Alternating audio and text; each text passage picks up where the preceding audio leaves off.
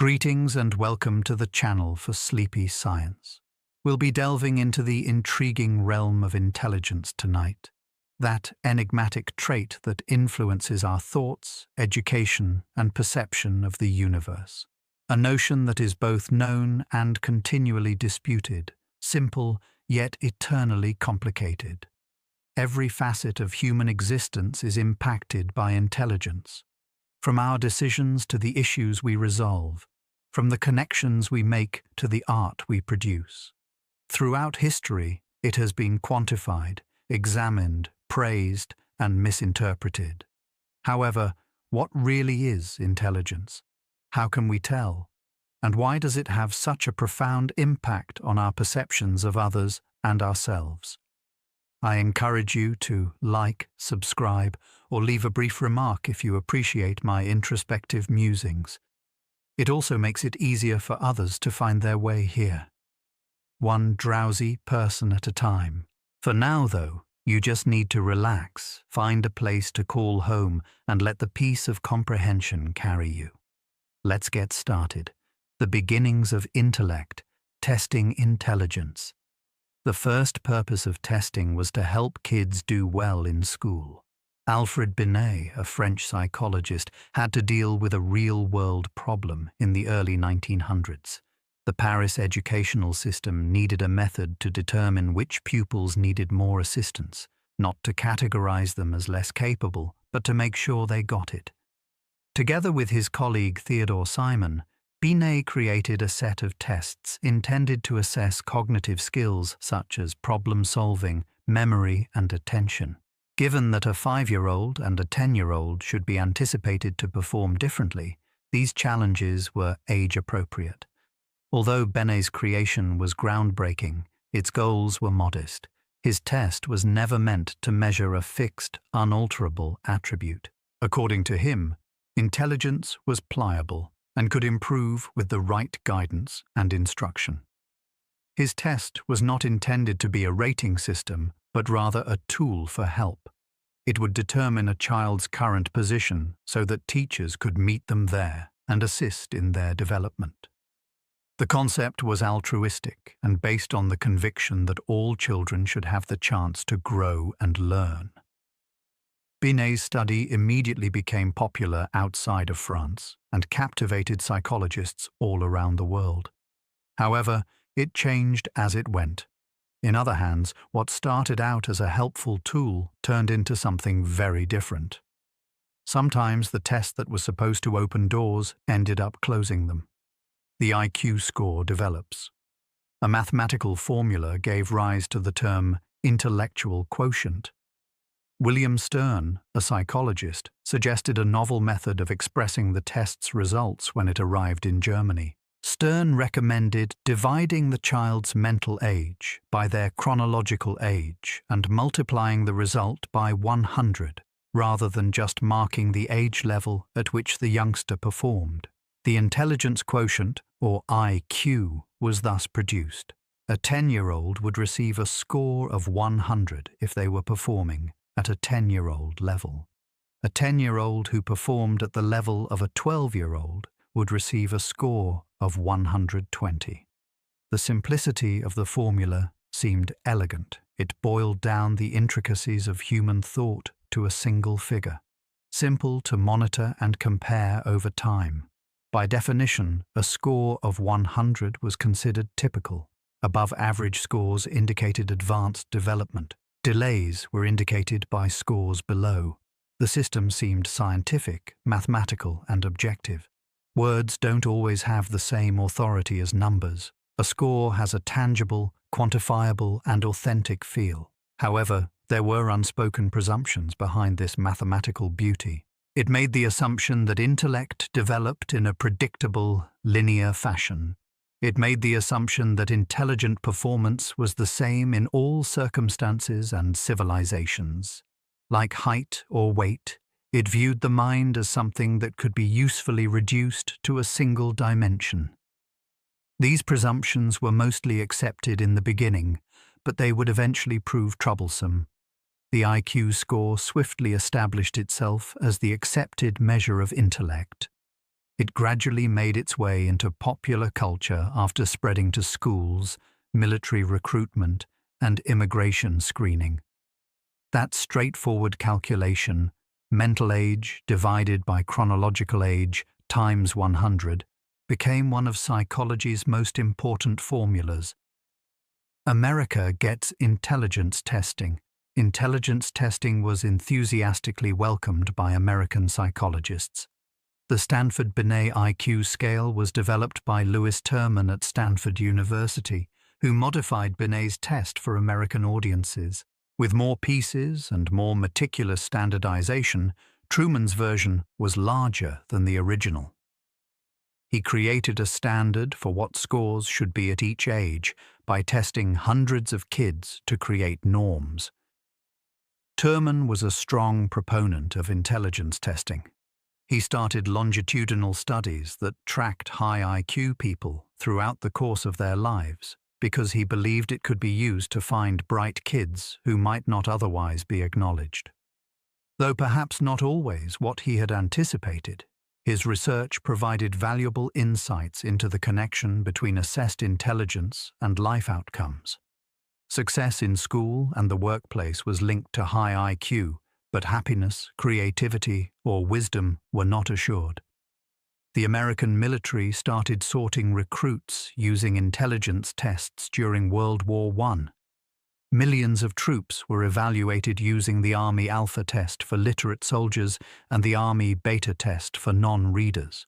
Large volumes of data were produced by this extensive testing effort, but it also turned up some alarming trends. African Americans and immigrants from specific nations performed worse on average.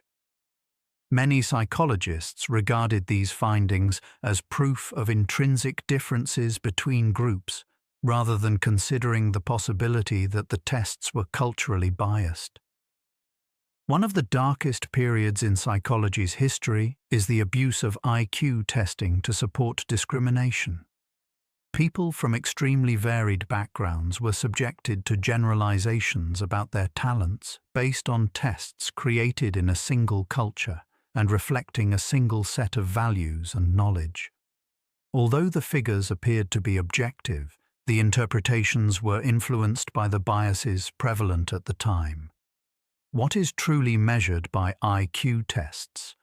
A variety of cognitive skills are evaluated by contemporary IQ tests. The Wechsler scales and other intelligence tests used now are much more advanced than those used in the past. Instead of generating a single score, they generate a profile of skills in various fields. The ability to comprehend and use words is measured by verbal comprehension. Visual, spatial abilities and pattern identification are evaluated using perceptual reasoning. The capacity to retain and work with knowledge in the mind is tested by working memory. The speed at which a person can finish basic cognitive activities is measured by their processing speed. Although the sum of these subtests yields an overall score, the distribution of strengths and weaknesses frequently matters just as much. It is possible for someone to be very good at verbal activities yet have trouble with spatial reasoning, or the other way around. This variation implies that intelligence is a multifaceted concept, a group of different but connected skills that interact in intricate ways. Academic intelligence is what the tests most accurately assess, the type of thinking that schools encourage. Formal education revolves around tasks like word definition, math problem solving, sequence memory, and pattern recognition. It should come as no surprise that IQ scores are a good indicator of academic success. Higher-scoring kids typically do better on standardized tests, receive better grades, and attend school longer. There is some error in the correlation. Motivation and personality are also important. However, it is persistent and considerable. However, some types of intelligence are either completely missed or only partially captured by traditional testing. the capacity to comprehend and control emotions, function in social settings, produce art or music, and apply practical thinking to real-world issues. In many situations in life, these types of intelligence might be just as significant as those determined by IQ tests, if not more so. Someone with a high IQ is not always a nice friend, a smart decision-maker, or a creative problem-solver. The bell curve of intelligence IQ scores are distributed normally across populations. However, this may be helpful. The bell curve is a well-known form that appears when psychologists plot IQ values for sizable populations. With scores close to 100, the majority of people fall into the middle.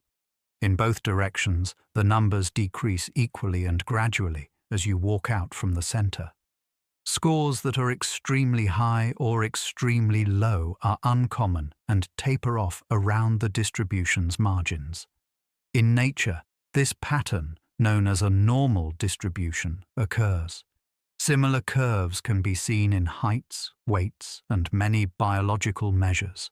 According to the bell curve, the majority of variation is random and the result of numerous little elements coming together in various ways. Genes, diet, education, family environment, and a host of other factors may all have a role in IQ, each of which has a slight impact on the outcome. By definition, the standard deviation, which is a measure of spread, is fixed at 15 points, and the average IQ is set at 100. This indicates that roughly 68% of persons receive scores in the 85 to 115 range. 95% fall between 70 and 130. About 2 to 3% of people have scores above 130, whereas scores below 130/70 are rather rare. Even rarer are scores below 55 or above 145. Testing does not reveal these numbers. They are used in the scoring system for the tests. In order for the results to follow this trend, test creators modify the questions. This guarantees that test scores stay constant over time and among several iterations. It also implies that, unlike height, which is an absolute metric, IQ is essentially relative and a comparison to others. An IQ cannot be measured just in comparison to a reference group. A variety of intelligences exist. Psychologists understand that intelligence is more than just test scores. Howard Gardner defied conventional wisdom with his notion of multiple intelligences in the 1980s. He maintained that intelligence may be divided into at least 8 different categories, each of which is mostly independent of the others. Proficiency in language and words is a component of linguistic intelligence. Numbers, patterns, and reasoning are all aspects of logical mathematical intelligence. Visualizing and interacting with items in space is a component of spatial intelligence. The 3 components of musical intelligence are sound, melody, and rhythm. People with extraordinary control over their physical movements, such as sportsmen and dancers, exhibit bodily kinesthetic intelligence.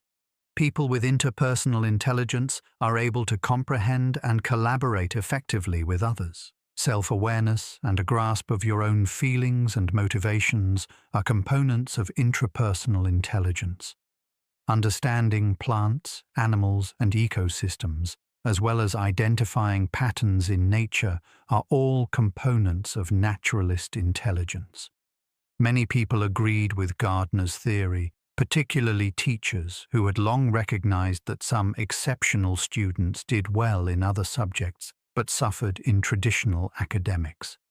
The athlete who has a remarkable ability to read a game, the musician with the ability to play by ear, the therapist who understands others intuitively. Even if they don't score highly on an IQ test, these people are truly intelligent. Critics point out that many of Gardner's intelligences would be better characterized as abilities or skills rather than types of intelligence, and that his hypothesis is not supported by actual data. The argument goes on, but the general idea remains the same. The cognitive capacities of humans are varied and complex. There isn't a single test that can account for all the ways someone can be intelligent. The importance of emotional intelligence is profound. It's possible that emotional intelligence is just as significant as cognitive ability. The idea of emotional intelligence was first proposed by psychologists Peter Salovey and John Mayer in the 1990s, and Daniel Goleman later popularized it. The ability to identify, comprehend, and control your own and other people's emotions is known as emotional intelligence. It encompasses abilities such as relationship management, social awareness, emotional control, and empathy. Emotionally intelligent people typically handle social situations with ease. They perceive others' emotions, interpret nonverbal clues, and react accordingly. They are able to control their own emotions, remaining composed under duress and bouncing back fast after failures. These skills are useful in almost every aspect of life, from fostering relationships to achieving success in the workplace. According to research, emotional intelligence can predict significant consequences that IQ alone cannot. Stronger teams and better conflict resolution are common outcomes of leaders with high emotional intelligence in the workplace. Relationship happiness and general well-being are positively correlated with emotional intelligence in personal life. Early emotional skill development in children is associated with improved social interactions and fewer behavioral issues. Emotional intelligence is something that can be cultivated throughout life, in contrast to IQ, which seems to be fairly constant beyond childhood. With practice and feedback, skills like perspective taking, emotion regulation, and active listening can be acquired and enhanced. Because of this, emotional intelligence is both democratic and hopeful, and it can be developed by anyone, regardless of cognitive exam results. Another aspect of the mind is creativity. Analytical intelligence and creative thinking function in separate ways. In his research on creativity, Arthur Clare defined it as the capacity to make unexpected connections between concepts from various fields. When someone connects seemingly unconnected ideas, they frequently discover a linkage that others have overlooked. The methodical logical reasoning assessed by IQ testing is not the same as this type of thinking. Divergent thinking, which produces numerous potential answers rather than settling on one, is a component of creativity. Highly creative people give lengthy, diverse answers when asked how many uses they can conceive of for a brick, including building materials, doorstops, weaponry, and art supplies. They transcend traditional classifications and perceive opportunities that others miss. Contrarily, convergent thinking, finding the single right answer for every question, is emphasized in IQ exams. According to research, creativity only weakly corresponds with IQ over a cutoff point of about 120. Greater inventiveness is not predicted by higher IQ scores. Many talented inventors, artists, and innovators have had IQs that are good but not remarkable. Their creativity, risk-taking attitude, ambiguity, tolerance, and perseverance in the face of adversity are what set them apart rather than their sheer cognitive prowess. Both independence and self-control are necessary for the creative mind. Freedom to experiment with concepts, to connect in unexpected ways. Discipline to hone those concepts, fully develop them, and make them a reality. The most innovative people frequently operate at the nexus of fields, illuminating one with knowledge from another. They blend creativity and analytical skills in ways that IQ testing cannot measure. Knowledge is applied to real-world situations by practical intelligence. The distinction between academic and practical intelligence was made by Robert Sternberg. Sternberg, who was researching intelligence, observed that while some individuals with limited academic qualifications were very adept at navigating the actual world, others who performed really well in school had difficulty in daily life. As a result, he put up a three-part triarchic theory of intelligence: intelligence that is practical, imaginative, and analytical. Applying knowledge to real-world circumstances is a component of practical intelligence, sometimes known as street smarts. It encompasses tacit knowledge, the unspoken guidelines and practices that control success in particular situations. A successful salesperson knows how to read clients and alter their proposal. A competent manager is aware of office politics and knows how to accomplish goals inside a company. A knowledgeable shopper knows how to get the greatest offers and manage tough purchasing decisions. Instead of being taught in a classroom, this type of intelligence is developed by experience. It calls for contextual awareness, adaptability, and the capacity to grow from both achievements and setbacks. Even with insufficient information, a person with high practical intelligence may rapidly assess a novel situation, determine what is important, and take appropriate action. Traditional IQ tests primarily disregard practical intelligence, since it is difficult to examine in standardized ways. There is rarely only one right response to the issues we encounter on a daily basis. They rely on goals, values, and circumstance. However, in many areas, practical intelligence may be just as good as academic intelligence at predicting life success. Even if a person has ordinary test scores, they are truly intelligent if they can mend a broken engine, negotiate a fair contract, or soothe an irate customer. Throughout childhood, intelligence grows beyond cognitive abilities. Over the course of a lifetime, abilities develop and evolve. The rate at which the brain develops in early life is astounding. As kids investigate their surroundings, pick up language, and become proficient in fundamental abilities, neural connections quickly form. Cognitive capacities also dramatically improve at this time of rapid growth. Memory grows, attentiveness improves, and reasoning abilities develop and get stronger. As kids become older, their IQ levels become more consistent. Although test results for very young children cannot accurately predict eventual intelligence, they begin to show stability by middle childhood. The IQ of a 10-year-old will probably be somewhat similar to that of a 20 or 30-year-old. Some people exhibit increases over time. Relative standing stays relatively constant for the majority of persons, while others exhibit declines. Intelligence is not fixed because of this steadiness. It indicates that the genetic and environmental variables that affect intelligence have a tendency to remain constant over time. When a child is 5 years old, they are likely to continue to benefit from a dynamic and encouraging environment when they are 15. A youngster is likely to experience difficulties such as poverty or insufficient schooling throughout their life. Long into early adulthood, cognitive capacities continue to grow. It is not until the mid-20s that the prefrontal cortex, which governs executive functions like planning, decision-making, and impulse control, reaches its complete maturity. Skills like abstract reasoning, complicated problem-solving, and combining information from several sources are still being developed by young individuals.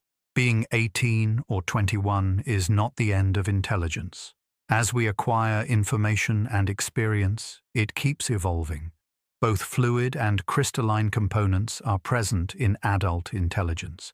There are two types of intellect that age differently, according to Raymond Cattell. The ability to reason logically and solve new issues without the aid of learned information is known as fluid intelligence. It requires the ability to recognize patterns, reason abstractly, and recognize connections. Early adulthood is when fluid intelligence peaks, and as people age, it progressively decreases. Learning new skills or solving novel challenges rapidly might be challenging for older persons. On the other hand, acquired knowledge and abilities are reflected in crystallized intellect. It consists of general knowledge, specialized knowledge, and vocabulary. As we grow older and gain more life experience and information, this type of intelligence usually rises. Although they might not be as fast at solving abstract tasks, older adults frequently have superior judgment on complicated matters and a deeper understanding of their fields of specialty. The fact that cognitive aging is more than just a tale of deterioration can be explained by this distinction. Wisdom, vocabulary, and specialized knowledge tend to increase with age, whereas working memory and processing speed tend to decline. Younger people lack the perspective, experience, and accumulated knowledge that older persons contribute, even though they may take longer to grasp new technologies. Cognitive skills vary depending on life stage. Our thought processes are shaped throughout our lives by the equilibrium between fluid and crystallized intellect. Young adults are excellent at tasks that call for quick thinking, flexibility, and learning. Middle-aged adults mix still strong fluid ability with rising knowledge. Older folks may find it difficult to tackle new problems and rely more on their prior expertise, but they thrive in situations where experience counts. We can better appreciate the contributions that each age makes to cognitive activities when we are aware of these trends. Intelligence is influenced by genes but not determined by them. Genetic factors to cognitive ability are revealed by twin research. Researchers can quantify genetic influence by comparing fraternal twins who share roughly half of their genes with identical twins who share all of their genes. Even when reared in the same home, identical twins typically score higher on IQ tests than fraternal twins. This implies that intellect is significantly influenced by genes. According to current estimates, between 50 and 80% of the diversity in IQ scores among populations can be attributed to genes. Heritability is a number that is frequently misinterpreted. It does not mean that 50 to 80% of your intelligence comes from genes. This indicates that between 50 and 80% of the differences among members of a population can be explained by genetic differences at a specific moment. The context affects heritability. Genetic differences are more significant in settings where everyone has access to resources, education, and a healthy diet, because environmental differences are less pronounced. Environmental differences are more significant in highly unequal environments. This implies that when civilizations evolve, estimates of heredity may also. Even if a trait is greatly influenced by the environment, it can nevertheless be highly heritable. Crucially, high heredity does not imply immutability. Height is very inherited. However, because of advancements in health and nutrition, average heights have significantly increased during the previous century. Similar to this, IQ scores have increased significantly over time. This is known as the Flynn effect. Although intelligence is still inherited, your environment influences where you fall within the range that your genes specify. Cognitive development is influenced by the environment. Experiences in early life have a significant impact on intellectual development. The environment shapes the development of the brain. Fetal brain development is impacted by mother stress, prenatal nutrition, and exposure to toxins from the moment of conception. Neural pathways are still shaped by the level of care, stimulation, and interaction after birth. Compared to infants raised in underprivileged or neglectful situations, those raised in responsive, language-rich contexts have faster cognitive development. Poverty has a variety of effects on IQ. Brain development can be hampered by poor diet. Neural systems are harmed by exposure to environmental pollutants such as lead. Children who experience chronic stress have trouble focusing and learning. Opportunities for cognitive development are limited when literature, educational resources, and stimulating experiences are inaccessible. The cumulative influence of these elements can be enormous. Though individual children demonstrate extraordinary resiliency, education plays a significant role in growing intelligence. There is a correlation between modest but significant increases in IQ tests and each extra year of education. Though that does occur, it is not the only reason why better kids attend school for longer. By teaching pupils how to think critically, solve problems, and arrange information, education actively develops cognitive talents. The variables that IQ tests evaluate are reinforced by the cognitive demands of formal schooling. Throughout life, enriching surroundings continue to promote cognitive performance. Developing new talents, maintaining mental activity, and interacting with difficult content all support the preservation and even improvement of cognitive capacities. Throughout life, the brain remains malleable, able to create new connections and adjust to novel situations. Through interaction with our surroundings, we continue to develop and preserve intelligence, which is not a fixed quantity we are born with. According to the Flynn effect, IQ scores increase with time. Over the years, IQ scores have significantly increased. James Flynn found something amazing when he looked at IQ statistics from numerous nations over a number of decades. Intelligence test raw scores had been increasing at a rate of roughly 3 points per 10 years. Accordingly, a person who scored 100 now would have done better than someone who did so a generation ago. This gradual increase is concealed by the frequent reordering of tests by test creators to maintain the average at 100. Although its intensity varies, the Flynn effect is present in all countries and civilizations. Tests of abstract reasoning have shown the biggest gains, while tests of vocabulary and math have shown the fewest. This trend implies that rather than just greater knowledge, the advances are a result of shifts in people's perspectives. The focus on abstract symbolic thinking in modern society may help develop skills that were not completely developed in previous generations. The Flynn effect is probably caused by a number of factors. Better brain development has been assisted by advancements in health and nutrition. More people acquire academic cognitive skills when their educational achievement rises.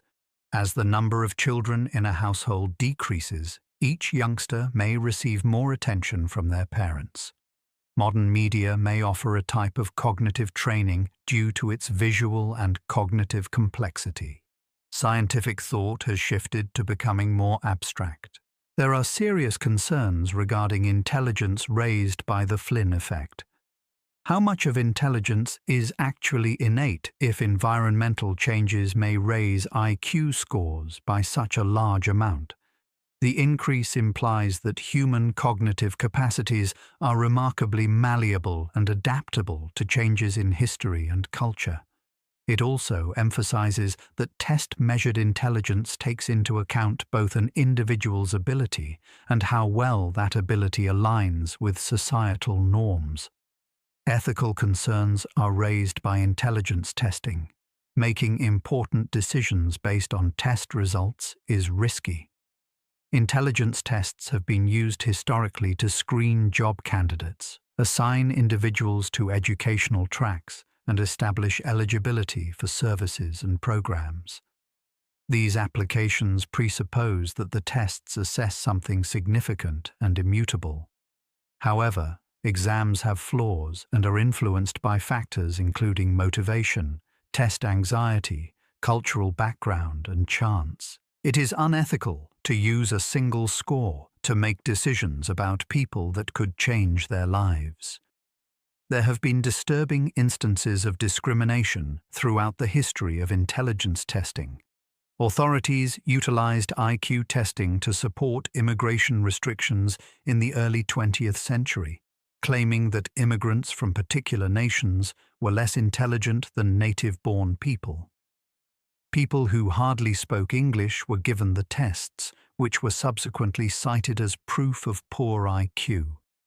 In a similar vein, intelligence testing was abused to sterilize those seen to be mentally ill and to support racial segregation. These past abuses serve as a reminder that biased individuals can turn scientific instruments into weapons. Just questions and scores may provide the impression that the tests are unbiased. However, their application, the findings reached, and the choices chosen all reveal human biases and values. Every test is influenced by the social environment in which it is developed and used.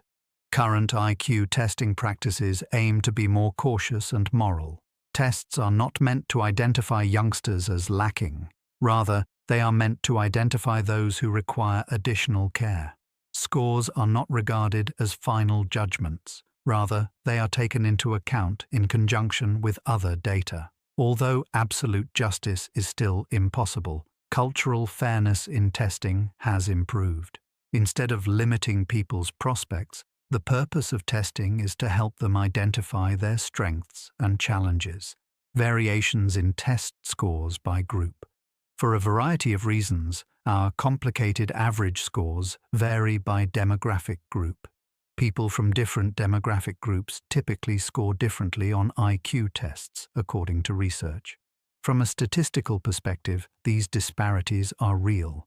They show up consistently across samples and studies, but it takes caution to figure out what causes them. A complex combination of factors, such as socioeconomic disparity, educational access, cultural testing familiarity, stereotype threat, and possibly numerous other influences, are reflected in the discrepancies. Group differences don't provide us with any solid information about any one person. Simply put, group averages are averages. Those people from lower scoring groups perform better than those from higher scoring groups, as indicated by the large overlap in the distributions. It is unfair and irrational to judge a person by group statistics. Every individual should be judged according to their personal merits rather than the average performance of others who have similar demographic traits. There is still much disagreement on what drives group differences. Poverty, bigotry, and educational disparity are examples of environmental variables that some studies highlight. Others make the controversial and ill-supported argument that there may be genetic contributions. Most likely, there are intricate interactions between several components. Cultural norms around education, historical deprivation, persistent discrimination, and disparities in educational resources all play a part. The most important thing is to address these discrepancies rather than try to explain them. Society can and should address the issue of some groups not having as much access to high-quality education. We can try to lessen the stereotype threat if it causes some pupils to perform worse. We can create better exams if certain groups are disadvantaged by cultural biases in existing ones. Regardless of group membership, the objective should be to guarantee that everyone has the chance to completely develop their cognitive capacities. Test performance is impacted by stereotype danger. Cognitive performance may be hampered by anxiety related to validating unfavorable preconceptions. Claude Steele, a social psychologist, identified a phenomenon that he named stereotype danger. People may perform worse on pertinent activities if they are reminded of a negative stereotype about the group they belong to. For instance, Women's arithmetic test scores decrease when they are reminded that they are purportedly less proficient in the subject. African American kids score worse on tests that are characterized as measuring IQ than when they are informed otherwise. The way stereotype threat operates is by using up mental energy. Working memory and attention are depleted by anxiety and self-consciousness, leaving less space for the current activity. The individual is doing more than merely problem-solving. They are also keeping an eye on their performance, attempting to avoid errors and worrying about fitting the stereotype. Performance is hampered by this additional cognitive load, leading to a self-fulfilling prophecy in which the stereotype threat itself results in poorer scores. Stereotype danger has significant consequences. Some studies claim that the whole performance disparity between groups can be explained by stereotype threat. Performance gaps decrease or vanish completely when the danger is eliminated or diminished, for example, by presenting a test as not assessing or by exposing pupils to positive counter-stereotypes. This implies that rather than being due to actual variations in ability, at least some group variances in test scores are the result of social psychological factors. Comprehending the threat of stereotypes has applications. By framing assessments and learning settings differently, educators and test administrators might lessen its influence. Stressing development, learning from errors, and intelligence's adaptability aids in threat prevention. Negative stereotypes become less salient when inclusive environments are created where all kids feel like they belong. Students from stereotyped groups may see a significant improvement in their results from these programs. Being intelligent is not fate. Some things in life are predicted by high IQ, but not all of them. Individuals with higher average IQ scores also tend to be more educated, make more money, and work in more cognitively demanding jobs. They report greater health, are more likely to live longer, and are less likely to be incarcerated. These associations are genuine and significant. Test-measured intelligence has a predictable relationship with significant life outcomes. However, fate is not determined by correlation. Numerous successful, happy lives are led by people with moderate IQs.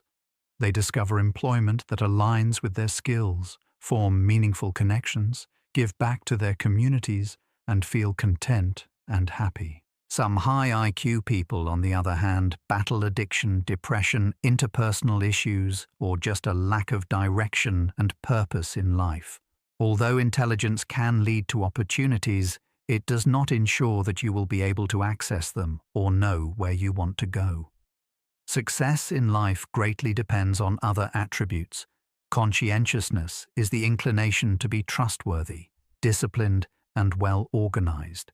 Predicts IQ and, occasionally, job performance more accurately. How successfully people navigate life is influenced by a variety of factors, including emotional stability, social skills, inventiveness, practical judgment, and fortitude in the face of adversity. While some of these traits may have some connection to intellect, they are also unique and significant in and of themselves. Most significantly, success itself has multiple dimensions. For some people, success entails both financial stability and professional success. Others interpret it as a sign of close family ties. For some others, success entails spiritual fulfillment, personal development, service to others, or artistic expression. Some of these objectives may benefit more from intelligence than others. It takes more than a high IQ to lead a meaningful life. It necessitates understanding your values and possessing the will and moral fiber to pursue them. The application of intellect is driven by motivation. Without effort, cognitive ability yields minimal results. Potential is intelligence, but drive is needed to realize that potential. There are many talented people throughout history who never accomplished anything because they lacked motivation, focus, or self-control. On the other hand, normal people who put in a lot of effort, persevere through challenges, and keep improving their abilities frequently achieve amazing results. While talent is important, effort and commitment are just as important. Carol Dweck's development mindset research sheds light on this relationship. Fixed mindset individuals think intelligence is a fixed quality that you either possess or lack. This idea may be restrictive. People give up easily when things get tough, shun trials that could show their shortcomings, and feel intimidated by the success of others. Growth-minded people think that intelligence can be acquired via work and education. They view effort as the route to mastery, accept difficulties, and persevere through disappointments.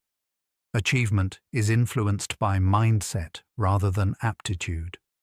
Due to their deeper engagement with learning, students with growth mindsets typically perform better than their similarly talented peers with fixed mindsets. Instead of giving up when they suffer, they try harder. They view their failures as learning opportunities rather than as proof of irreversible limitations. These variations in how people react to challenges eventually add up to significant disparities in performance. The message is upbeat. Tests of intelligence assess present skills rather than future potential. Most people may significantly improve their cognitive talents if they are motivated, use effective techniques, and put in consistent work. We actively develop intelligence throughout time by interacting with difficult content. It is not a fixed endowment. The willingness to put in the effort to learn is frequently the limiting issue rather than aptitude. Genius is intricate and multidimensional. Extraordinary achievement cannot be explained just by exceptionally high intelligence.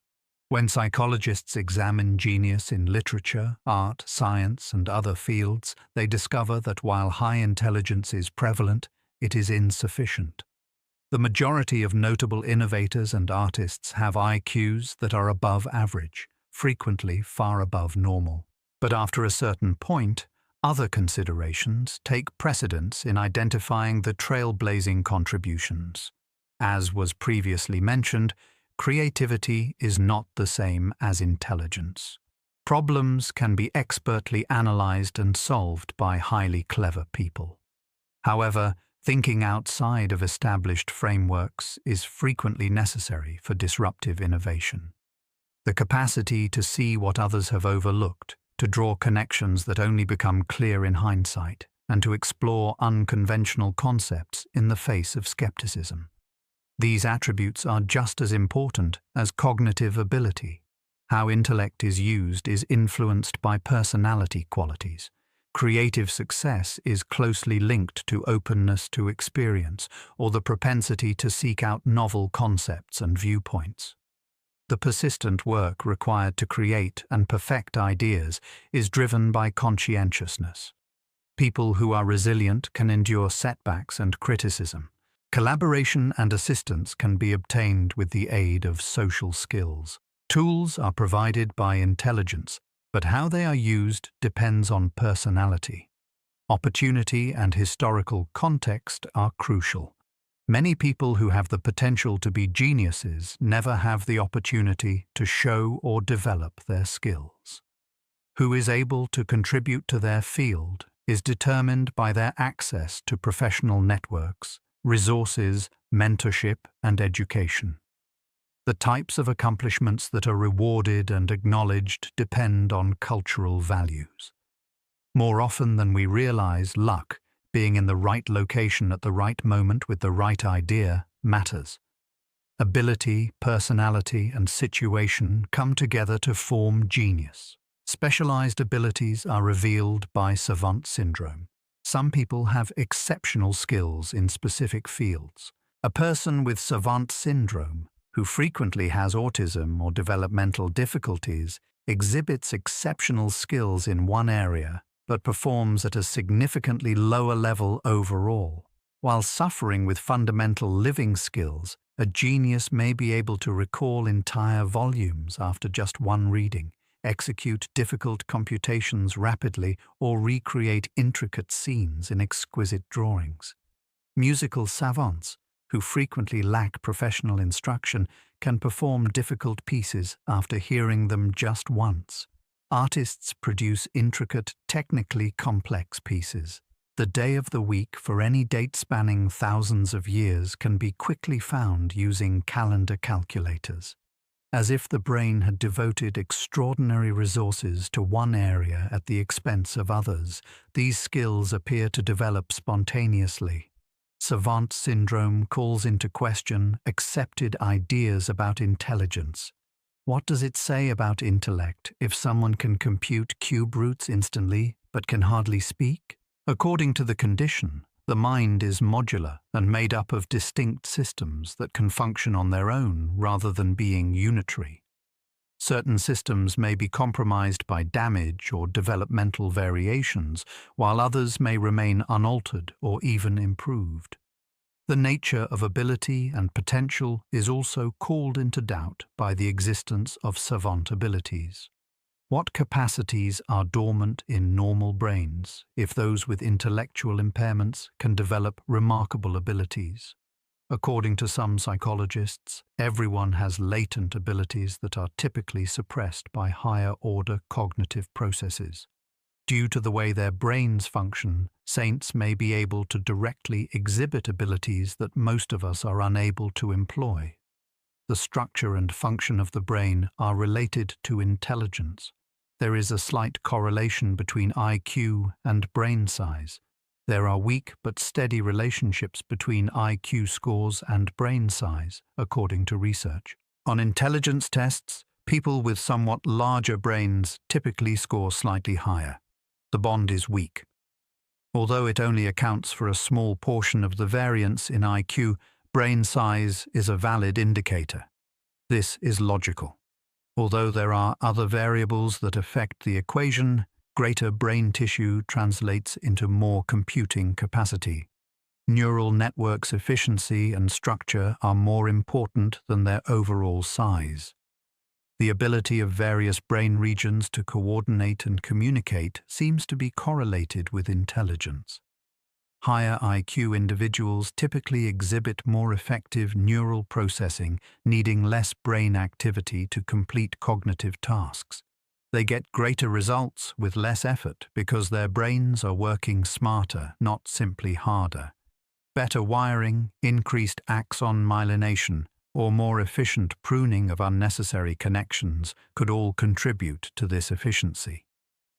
Different facets of intelligence are linked to distinct brain regions. IQ is regularly associated with the prefrontal cortex, which is in charge of executive skills, including reasoning and planning. Another important part is played by the parietal cortex, which is engaged in mathematical reasoning and spatial processing. Cognitive performance is correlated with both the integrity of white matter connections and the thickness of cortical gray matter. The link between brain intelligence and intelligence is complicated and poorly understood, though. Instead of existing in a single location, intelligence arises from the coordinated activity of networks across the brain. These networks are shaped by experience, learning, development, and genetics. Two individuals may use somewhat different cerebral pathways to reach comparable levels of intellect. Because of its plasticity and adaptability, the brain can achieve cognitive objectives in a variety of ways. A key component of intelligent reasoning is working memory. Complex thinking is made possible by having the capacity to store and manipulate knowledge. Intelligence is based on working memory, which is the ability to retain information while using it.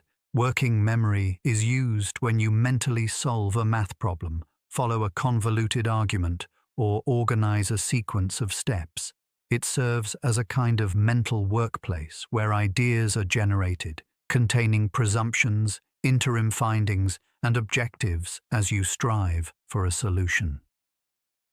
Intelligence differences are predicted by individual differences in working memory capacity. On IQ exams, people who are able to retain more information at once typically perform better. This is logical. Juggling several things is necessary for many cognitive processes. Processing the end of a complex statement requires remembering the beginning. Recalling intermediate answers while calculating the subsequent step is necessary to solve a multi-step problem.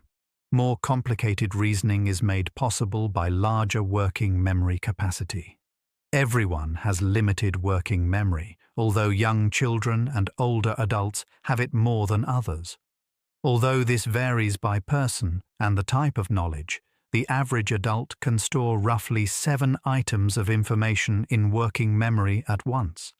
By using techniques like chunking, the grouping of discrete objects into more significant, larger units, and offloading information to external supports like notes and diagrams, we are able to increase the amount of working memory we have.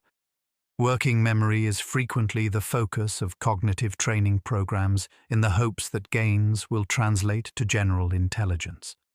There is conflicting evidence. Performance on working memory tasks themselves can be enhanced by training. It is still up for discussion, though, if these benefits result in more significant cognitive advancements. Nevertheless, working memory is obviously essential to our cognitive processes, a restriction that limits the types of mental processes we are capable of. Cognitive performance is impacted by processing speed. Intelligence is influenced by the brain's rate of information processing. Some think quickly, processing information, connecting ideas, and coming up with solutions. Others process the same information more slowly and take longer. IQ scores are correlated with processing speed as determined by tests such as rapidly matching symbols or cancelling target items. Better performance on challenging cognitive tasks seems to be supported by faster processing.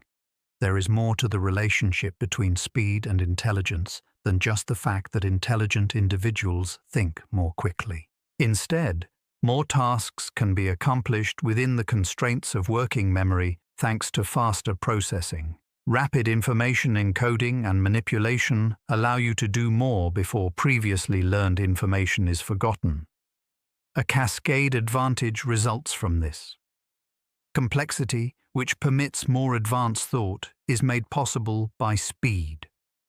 As people age, their processing speed eventually decreases. Of the most reliable conclusions in studies on cognitive aging, it takes longer for older persons to process information, react to stimuli, and complete cognitive activities. Age-related impairments in other cognitive capacities are exacerbated by this slowdown. Complex reasoning becomes more challenging, and working memory is more taxed when everything takes longer. However, older folks frequently make up for this by using their expertise and strategic thinking. In addition to being impacted by factors like attention, practice, and familiarity, individual variances in processing speed are also somewhat intrinsic and connected to brain efficiency and the speed of nerve transmission. An expert in a field processes pertinent information far more quickly than a novice. Your brain has become adept at identifying patterns and omitting processes that aren't necessary. Speed is influenced by both learning software and raw hardware. Attention is shaped. The ability to focus is one of the things that intellect may achieve. Cognitive efficacy is determined by mental resources.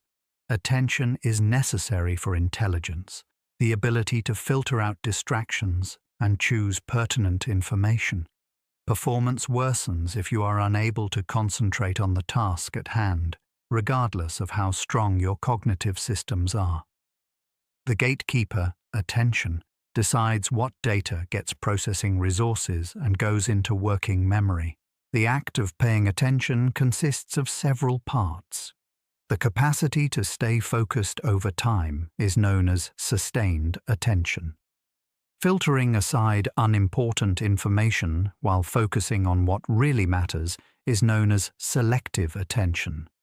Managing several information streams at once is known as divided attention. Controlling where attention goes, purposefully switching between tasks, or maintaining focus in the face of distraction are all examples of executive attention. These all play a part in intelligent behavior.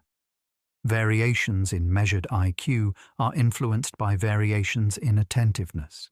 Because it is difficult for them to focus during lengthy assessments, people with attention deficit problems frequently score lower on IQ tests. This is not because they lack cognitive ability. Their performance frequently improves when their concentration is boosted by medicine or changes to their surroundings. This demonstrates that IQ testing assesses both reasoning skills and attention. Attention is continuously challenged in modern situations. Notifications buzz on phones, screens provide countless distractions. Additionally, multitasking has become commonplace. However, the brain was not made for divided attention or constant task switching. The best method for learning effectively and thinking clearly is still to concentrate intently on one thing at a time. Preserving focus. One of the most crucial things we can do to assist intelligence may be to create circumstances that encourage prolonged focus. Pattern recognition is a component of intelligence. The ability to recognize links and patterns is essential to cognition. Finding patterns is a big part of what we call intelligence. You are identifying patterns when you solve an analogy, comprehend a metaphor, forecast the next step in a sequence, or comprehend the structure behind an issue. Intelligent conduct is characterized by the capacity to see patterns in the environment, draw broad conclusions from particular instances, and apply those conclusions to novel circumstances. Pattern recognition is emphasized strongly in IQ exams. Matrix reasoning tests assess your ability to recognize the rule by presenting visual patterns with one missing piece. You are asked to identify and follow the pattern in the number series. Analogies necessitate observing connections.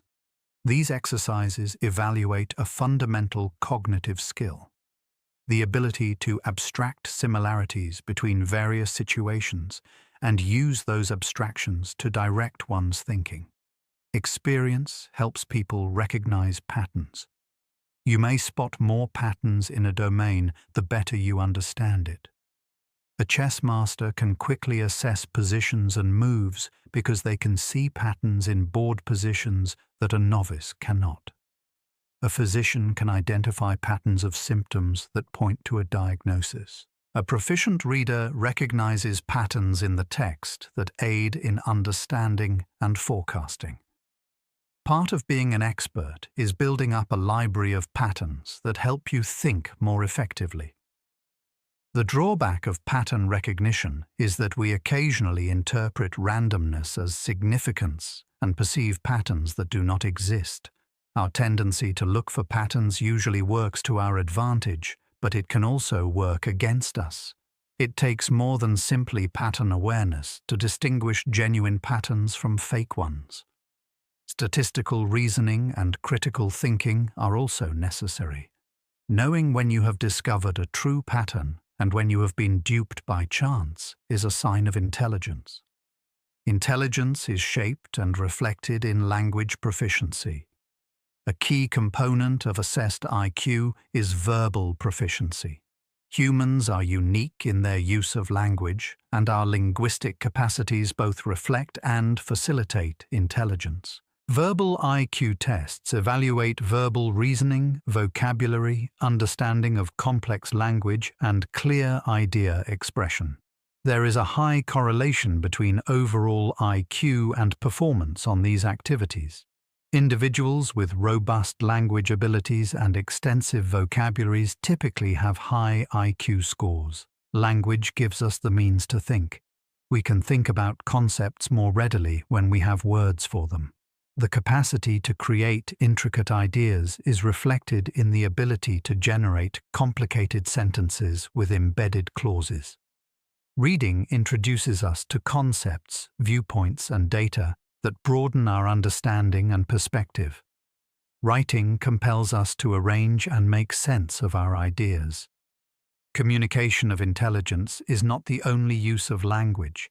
It functions as a conduit for intelligence. Children who are raised in linguistically diverse environments exhibit cognitive benefits. Reading, conversing, and hearing a variety of words all promote cognitive development. The well-known 30 million word gap describes how children from various socioeconomic backgrounds are exposed to language differently. Before school even started, children from professional homes were exposed to millions more words than children from lower-income families by the time they were 3 years old. There may be cognitive advantages to bilingualism. Speaking more than one language seems to improve executive function, which includes the capacity to control attention, transition between tasks, and suppress automatic reactions. Bilinguals must continually use cognitive control to choose the right language and inhibit the other. Although the results are minor and up for discussion, some research indicates that this mental exercise improves executive functions more generally. Intelligent functioning is supported by memory systems. Different memory kinds support various cognitive processes. Large volumes of information are stored in long-term memory. Everything you are aware of, including world facts and personal experiences. Intelligence depends on this body of knowledge. Your ability to reason more effectively, comprehend new information better, and develop connections increases with your level of knowledge. Intelligence encompasses both the depth of stored knowledge and processing power. Personal experiences are stored in episodic memory, which helps you recall life events. Concepts and facts are stored in semantic memory. Your worldly knowledge, procedural memory, storage skills, and your ability to play an instrument or ride a bike. Each of these makes a unique contribution to intelligent behavior. Examples and context are provided by episodic memory. Semantic memory provides contextual information. Learned skills can be executed automatically thanks to procedural memory. Intelligence and memory are linked. Gaining more knowledge through improved memory facilitates improved thinking. Improved reasoning facilitates more efficient knowledge encoding and organization, which enhances memory. Higher IQs are typically associated with stronger memory. Memory can be trained and enhanced through techniques including elaboration, organizing, and spaced practice, despite the imperfect nature of the relationship. Forgetting is a crucial cognitive function, as well as a failure. The brain keeps combining memories, making some connections stronger while letting others wane. By eliminating unimportant information, this method helps us keep what matters. A perfect memory may actually reduce intelligence by overloading the mind with unimportant details. Selective, intelligent memory systems retain what is important and discard what is not. The core of intelligence is the ability to solve problems. Cognitive talents are revealed when faced with new obstacles. Perhaps the most important component of intelligence is the ability to solve problems. Your cognitive abilities come into play when you are faced with a novel problem that lacks a clear solution. You need to comprehend the issue, find pertinent data, come up with potential solutions, weigh your options, and carry out your plan. Dovita uses a variety of cognitive processes in this process. Coordination. Strategies and heuristics are often effective mental shortcuts used by effective problem solvers. Divide difficult issues into manageable chunks. From the goal, work your way back. Think about comparisons to related issues you have resolved. Start by testing basic scenarios. While they increase the likelihood of discovering answers, these tactics do not ensure them. Having a toolset of problem-solving techniques and understanding when to use them is a component of intelligence.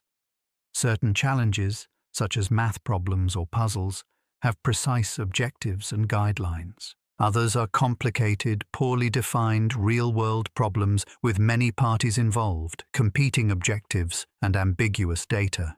In the actual world, intelligence frequently entails resolving vague issues, defining objectives, controlling limitations, and coming up with practical rather than ideal solutions.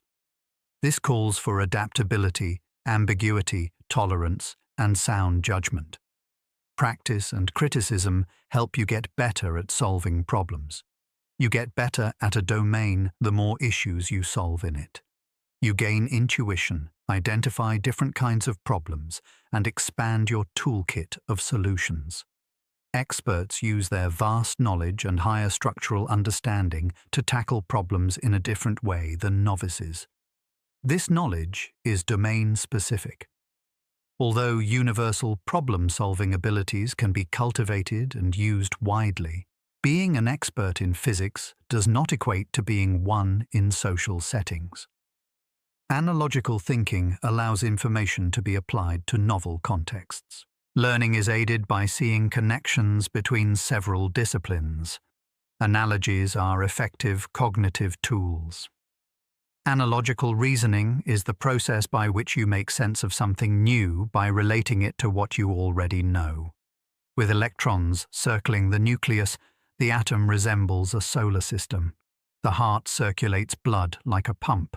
Through connections to the familiar, analogies help make the unknown understandable and transfer knowledge from one field to another.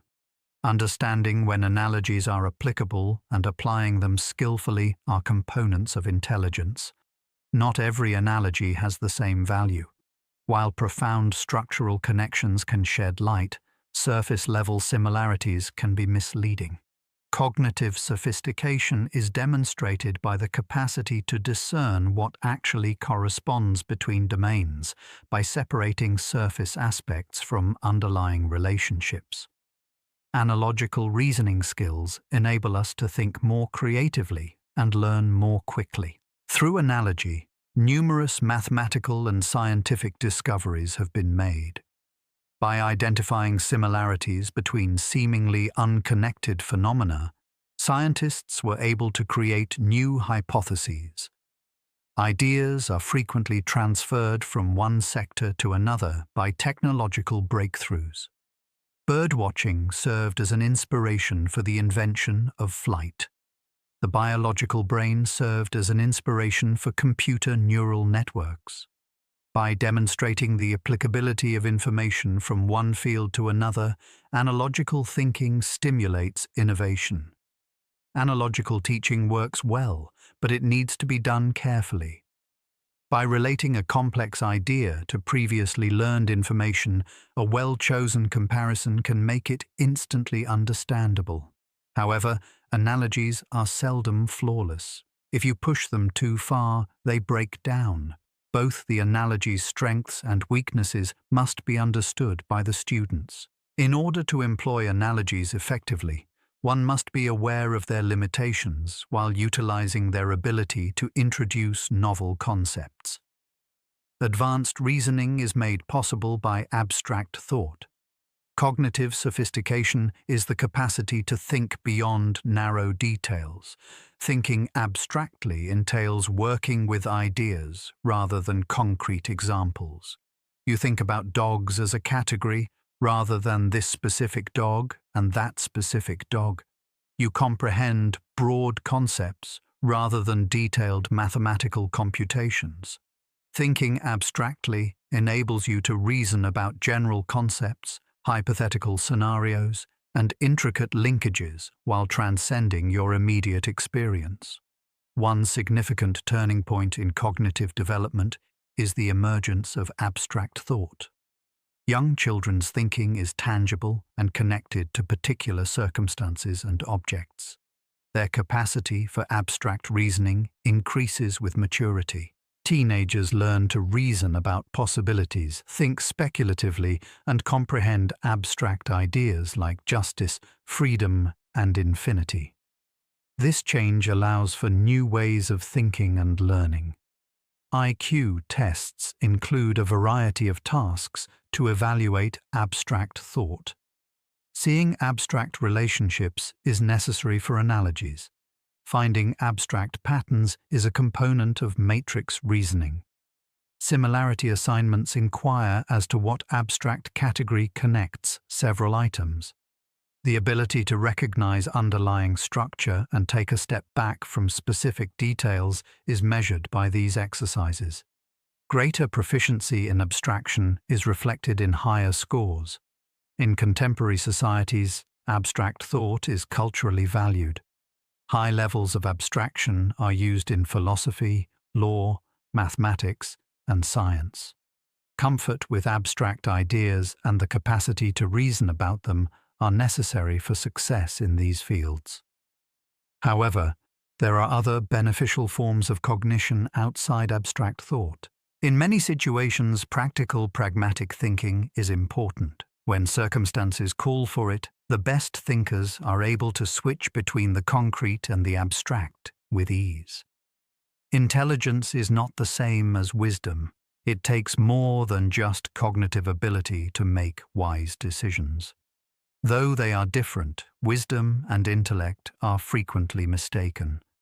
Cognitive ability is the essence of intelligence. Your capacity for learning, reasoning, and problem-solving.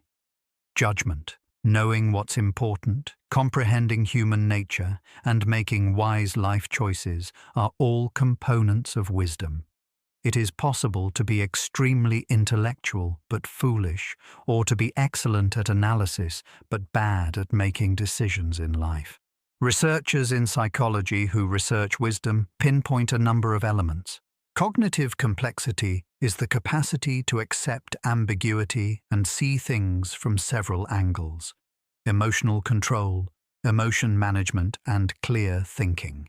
Reflective thinking, which involves deliberating over choices rather than responding on impulse. Social sensitivity is the awareness of how one's activities impact other people. These traits are acquired from experience and frequently build up gradually over the course of a lifetime. Age tends to increase wisdom. Though they may think more slowly, older folks tend to make wiser decisions than those with fluid intelligence, which peaks early. They have greater life experience, have made mistakes and learned from them, and have watched events play out over time. Younger, more mentally agile people might not have the perspective that comes from this body of experience. While aging may cause cognitive slowness, it also gives wisdom. Building intellect is not the same as cultivating wisdom.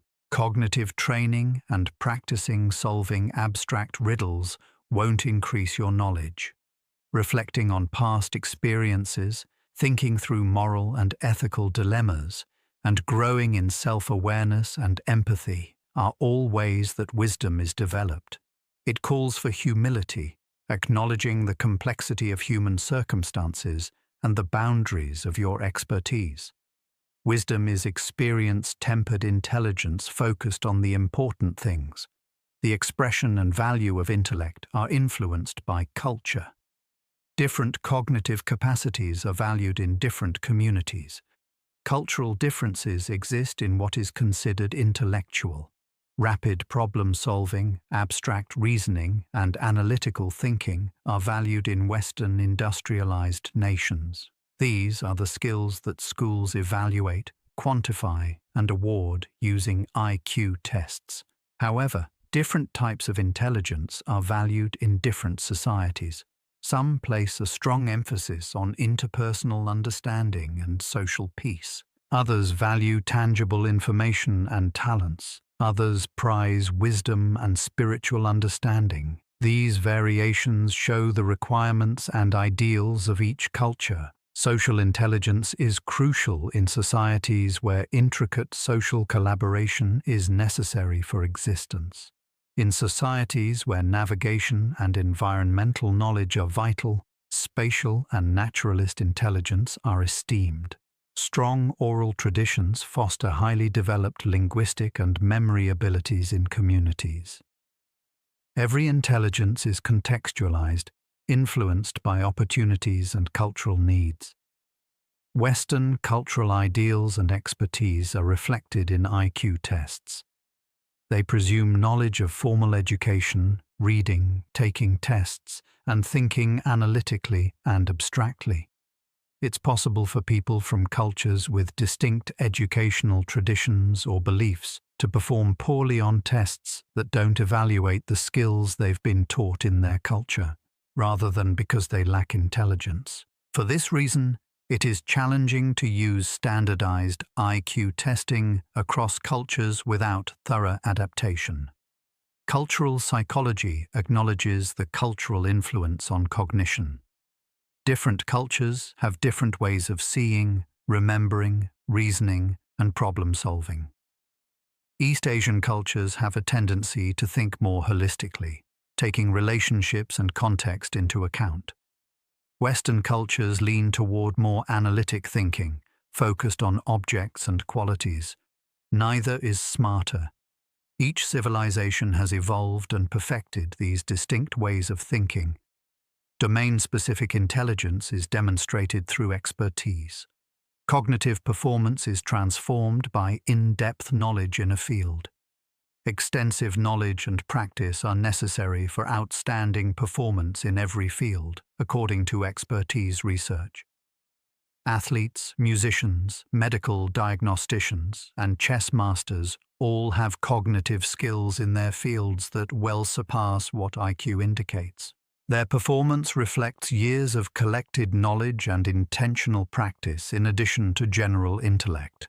Experts and novices have various ways of thinking. They detect patterns that novices miss. They increase effective working memory by breaking up information into understandable chunks. They automatically identify different kinds of problems and retrieve pertinent solutions.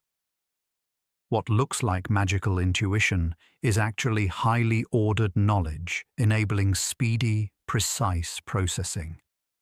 Expertise is the result of knowledge and practice compounded by intelligence. Expertise necessitates thousands of hours of concentrated, difficult practice, according to Anders Ericsson's studies on deliberate practice. It is insufficient to merely perform an action repeatedly.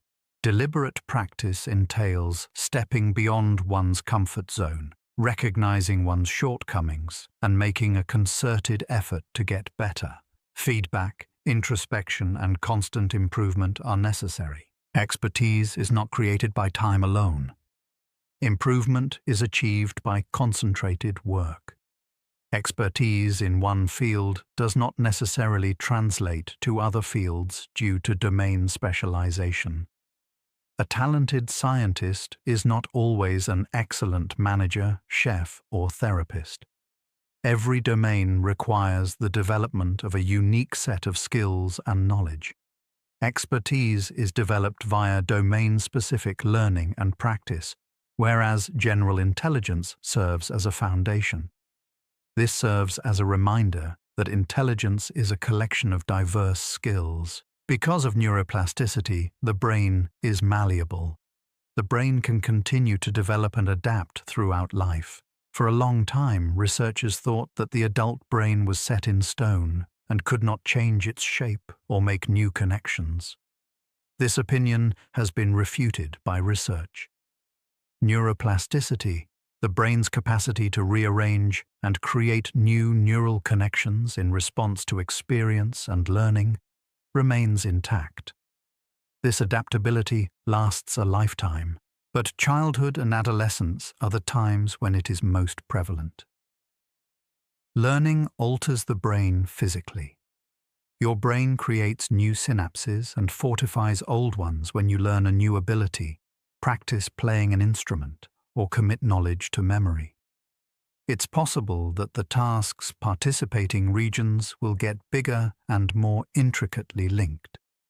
The brain areas involved in spatial navigation increase in London cab drivers who have to memorize the intricate arrangement of the city's streets. Literally, their brains adjust to the demands made of them. Cognitive abilities can be developed at any age due to plasticity. Adults can still learn and grow significantly, even though some talents are easier to pick up while they are younger. Cognitive challenges help older persons keep cognitively active and acquire new abilities, which improves their cognitive performance.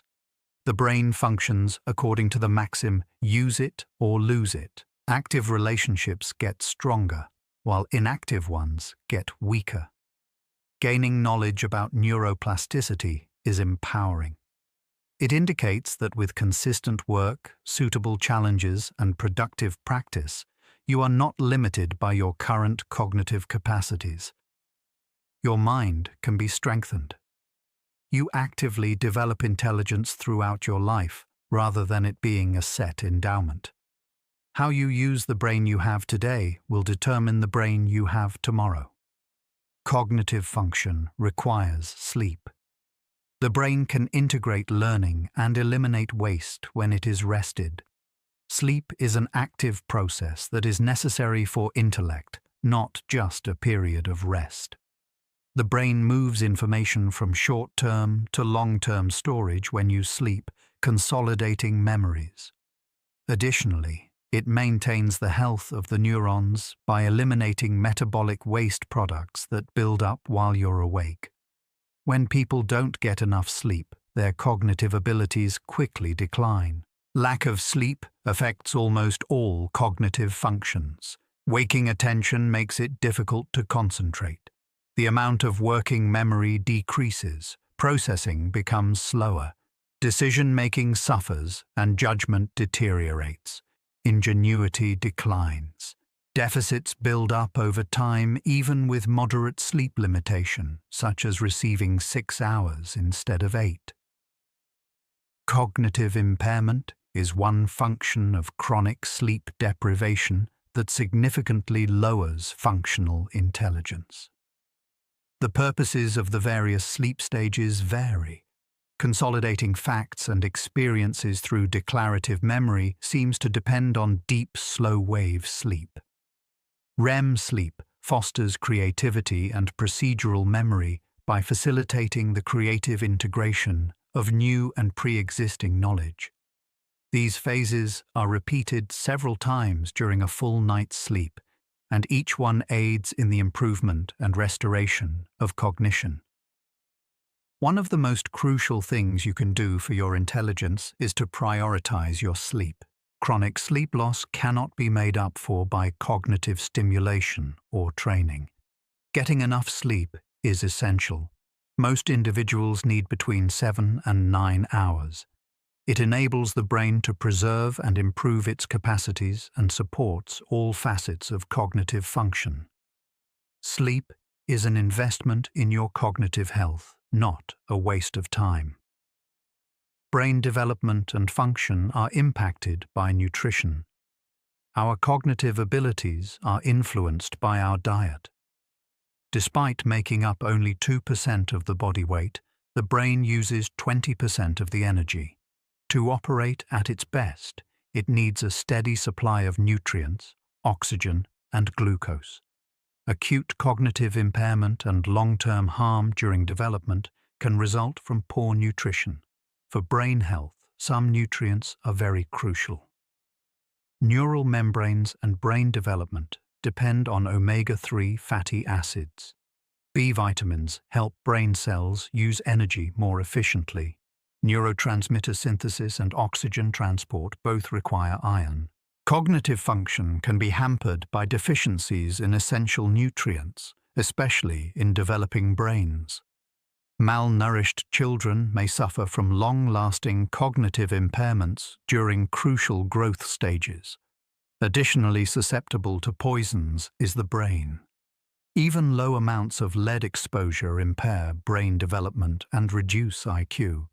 Mercury, certain pesticides, and other environmental pollutants damage the brain, and prenatal alcohol consumption results in fetal alcohol syndrome, which involves intellectual disabilities.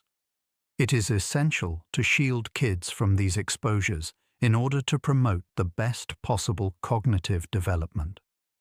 Cognitive function is supported by a nutritious diet throughout life.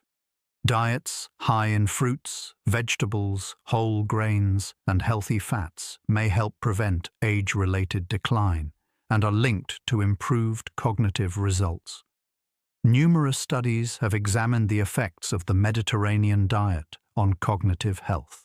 Overall dietary patterns are important for maintaining healthy brain function, even though no single meal is a magical brain booster. Exercise is good for the body and the mind. Cognitive function is improved by physical activity.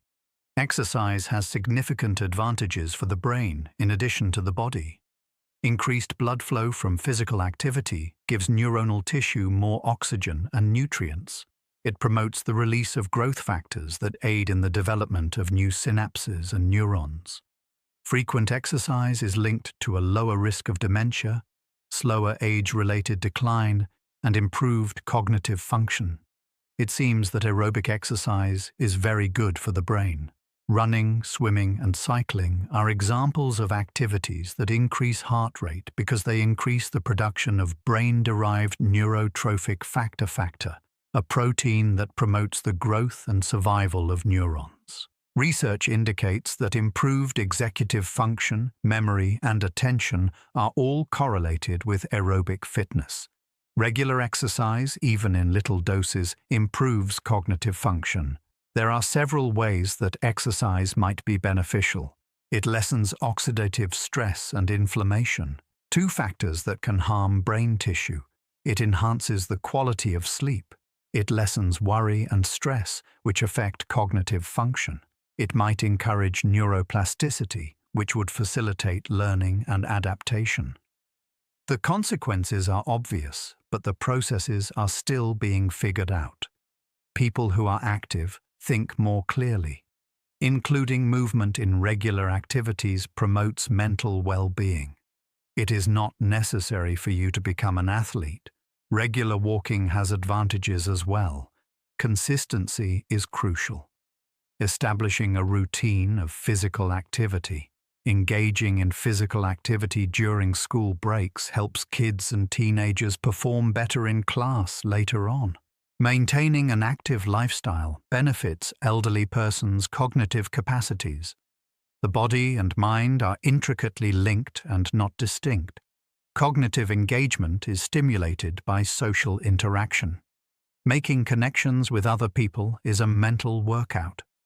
Since humans are social animals, social engagement requires sophisticated cognitive functions. It takes sophisticated thinking to follow talks, interpret social cues, comprehend other people's viewpoints, and navigate relationships. Rich social lives are associated with improved cognitive function and shorter aging-related cognitive decline.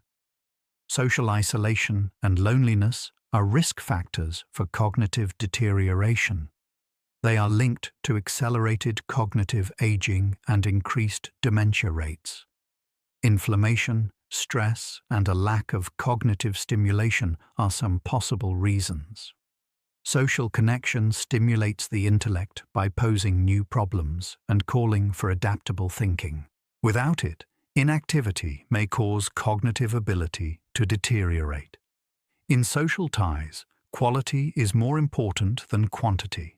It seems better to have a small number of deep, meaningful relationships than a large number of shallow ones. The strongest cognitive benefits come from relationships that are marked by mutual support, trust, and stimulating discourse. On the other hand, long-term stress from conflict and strained relationships can affect cognitive performance.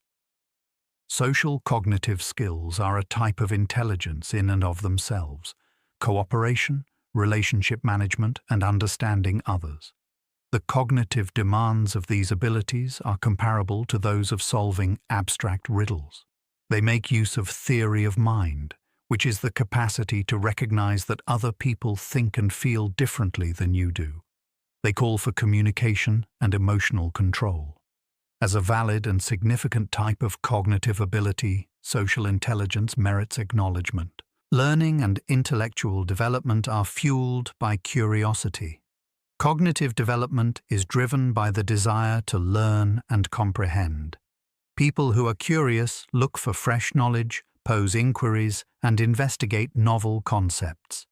Intellectual development is fueled throughout life by this need to learn. People who are curious read a lot, interact with difficult content, and become experts. It is the driving force behind learning new things and developing new abilities. Youngsters are inherently inquisitive and frequently question how and why. As they investigate their surroundings and develop a grasp of how the world functions, a large portion of their early learning is motivated by this curiosity.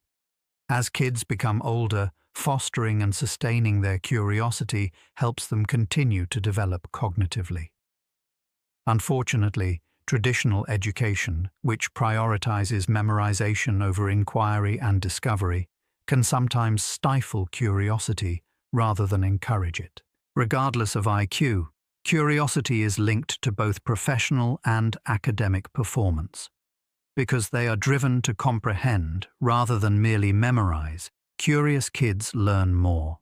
Employees that are curious pick up knowledge more quickly and adjust to new situations more easily.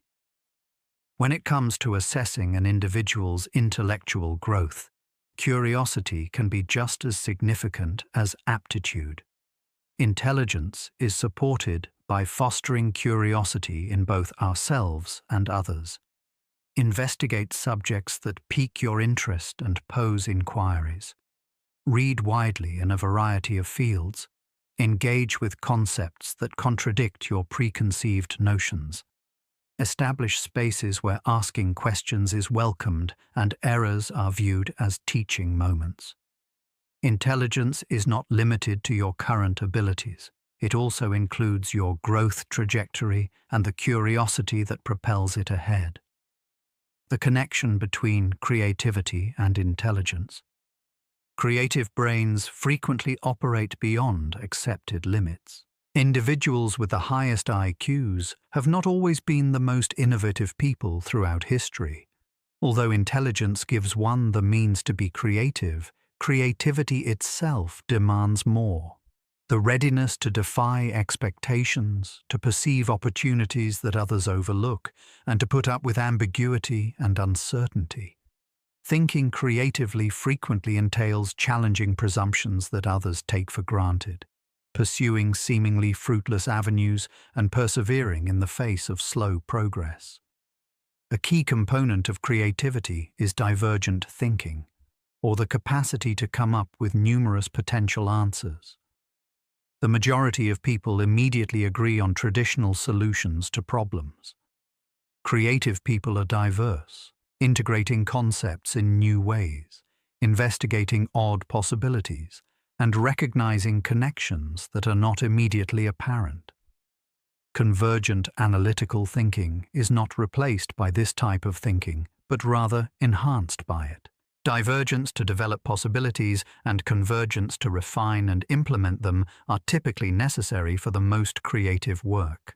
It needs more than just cognitive ability to be creative. It needs guts to go for unorthodox ideas, fortitude to keep going in the face of setbacks and criticism, and internal drive to keep going even in the absence of rewards from others. Because they lack these attributes, many exceptionally clever people never produce anything especially unique. They might be quite good at evaluating and comprehending pre-existing concepts, but they struggle to come up with truly original ones. Creativity is either encouraged or inhibited by environments. Creative thinking is discouraged in businesses and schools that penalize errors and encourage conformity. It is fostered by those who appreciate uniqueness, accept failure, and encourage experimentation. The distinction between creative and non-creative people may be based as much on their experiences and surroundings as on their intrinsic skills. Activities that promote playfulness, discovery, and ambiguity tolerance can foster creativity. Being gifted has benefits and drawbacks. Unique experiences are produced by exceptionally high intelligence. Alongside their benefits, brilliant children, who often score above 130 on IQ tests, face unique hurdles. Since they are more engaged in concepts and abstractions than in the usual childhood issues, they could feel out of step with their age peers. Socially, they could have trouble finding many others who are as intense and interested as they are. It can be alienating to be different, even if that uniqueness has benefits. Children that are gifted frequently grow asynchronously. Their emotional and social development is typical, but their cerebral prowess may be years ahead of their age. Even though a 10-year-old has the emotional requirements of a youngster, they may read at a college level. The child, parents, and teachers may get confused and frustrated as a result of this mismatch. It is necessary to acknowledge that giftedness influences only a portion of development in order to comprehend and promote asynchronous development. Not every gifted youngster performs at a high level. Some perform below what their abilities indicate is possible, resulting in underachievement. High intelligence does not ensure motivation or success for a variety of reasons, such as a lack of challenge that leads to boredom, perfectionism that paralyzes effort, social pressure to fit in, learning difficulties that coexist with giftedness, or just a lack of interest in traditional academic achievement. Giving bright kids the right kind of challenge and understanding is essential to their success. They require chances to work at their own pace, to be challenged intellectually, and to connect with peers who share their interests and skills. They also require assistance negotiating the challenges of being different, as well as support for their social and emotional growth. Being gifted is a quality that affects experience in certain ways, offering both obstacles and benefits. It is not a guarantee of an easy existence. Mental health and intelligence are complicated. Psychological well-being and related cognitive ability interact in complex ways. According to some studies, people with high levels of intelligence may be more susceptible to specific mental health issues. Emotional experiences can become more overpowering due to the intensity and sensitivity that frequently accompany high intelligence. Anxiety can be exacerbated by overthinking or the need to examine everything, including feelings and social interactions. High achievers' tendency toward perfectionism leads to ongoing stress and failure-related anxiety, but intelligence can also serve as a shield. More efficient problem resolution, including resolving interpersonal and emotional issues, is supported by improved cognitive capacities. Better comprehension of mental health difficulties and a higher propensity to seek treatment when necessary are linked to higher IQ. Cognitive abilities can be used to navigate challenging circumstances, comprehend oneself, and control emotions. There are probably a lot of variables that affect the connection between mental health and IQ. Coping mechanisms, social support, living circumstances, and personality all play a role. Although intelligence influences how people experience and react to psychological difficulties, it does not by itself predict mental health outcomes. Despite cognitive advantages, a highly brilliant individual who has strong emotional control and social support may flourish, whereas someone without these things may suffer. It takes more than just cognitive development to support mental health. Well-being is influenced by emotional intelligence, stress reduction, wholesome relationships, and a feeling of direction and significance. To highly intelligent people, this may entail developing the ability to connect with people despite intellectual disparities, to endure ambiguity without overanalyzing it, and to calm an overly analytical mind. Mental health is about the whole person overcoming obstacles in life, not just intelligence. The importance of self-assurance and faith. What we accomplish is influenced by our perception of our own ability. Self-efficacy. Believing that you can complete a task successfully has a significant impact on performance. Those who have faith in their ability to succeed face obstacles with vigor and perseverance. People who have self-doubt may shy away from difficulties, give up easily, or perform nervously. Self-fulfilling prophecies are produced by these behavioral disparities. While doubt results in avoidance, which validates the doubt, confidence leads to success, which boosts confidence. There is an uneven relationship between confidence and real skill. Some extremely talented people experience imposter syndrome, which makes them feel like fakes, even when their skill is obvious. Others exhibit overconfidence because they think they are more competent than they actually are. The calibrated confidence is the optimal pattern. Accurate self-evaluation combined with faith in one's ability to grow and learn. This enables people to take on suitable challenges without being constrained by excessive skepticism or misguided by overconfidence. Accurate feedback and attribution are necessary for developing healthy confidence. Acknowledging your contribution to success increases efficacy. Seeing failure as a learning opportunity rather than a sign of incompetence helps you stay motivated. Praising tactics and effort rather than natural talent aids in children's development of growth-oriented confidence.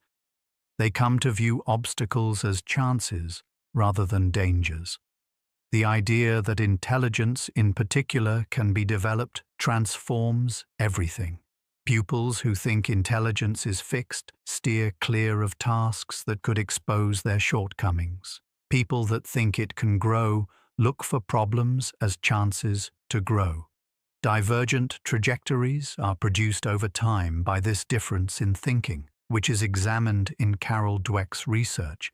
Students with a fixed perspective reach a plateau, whereas those with a growth mindset keep improving, not because of differences in aptitude, but rather because of how they handle challenges.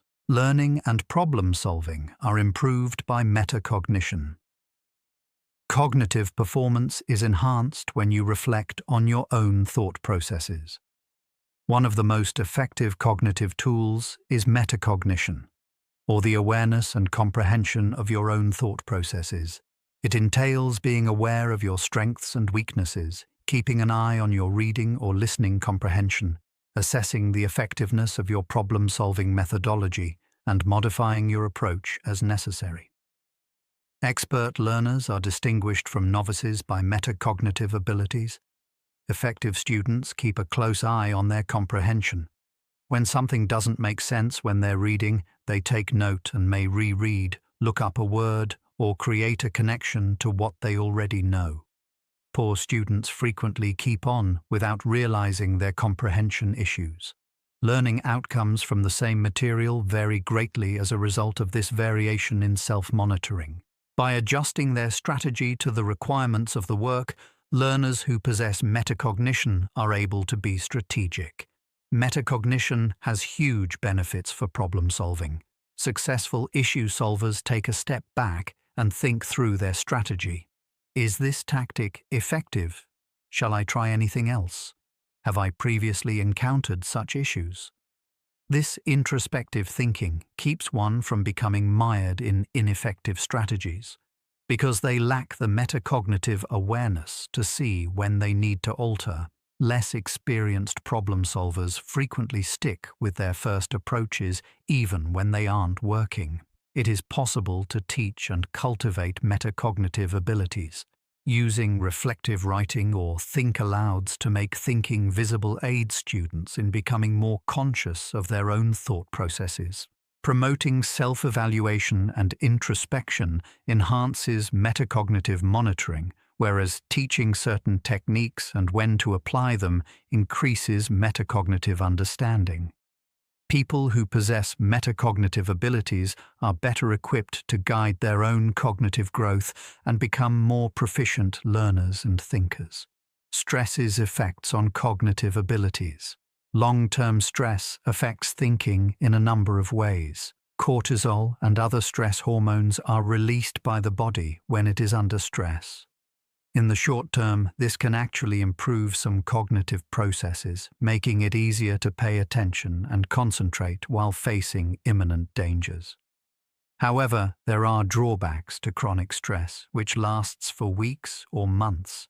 It makes it more difficult to focus, decreases cognitive flexibility, and damages memory.